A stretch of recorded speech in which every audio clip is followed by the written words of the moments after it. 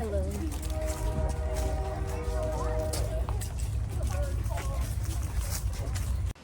That's A-way conduction. That's a very non-traditional way, but the most common way to get conduction would be just to put it in the fire, right? Because then literally the flame is touching, right?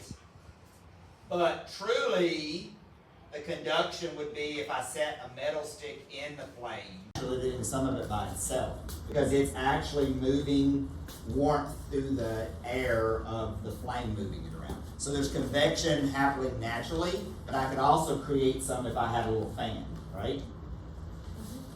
And then last but not least, so that's radiant heat by just letting it come through open space. You notice I never say the word air, but I mean open space. That's radiant.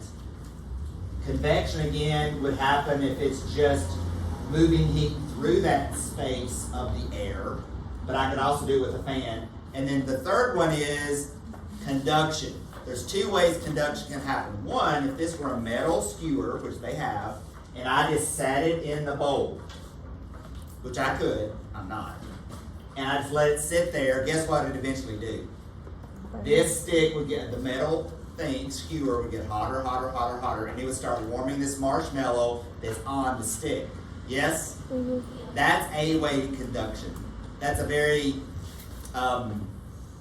non-traditional way, but the most common way to get conduction will be just to put it in the fire, right?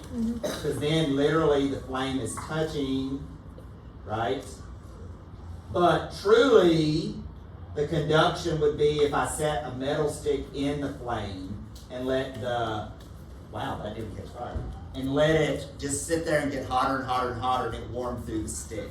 That's truly conduction because it's being heated through an object, right? But it also is by letting it just be in the flame.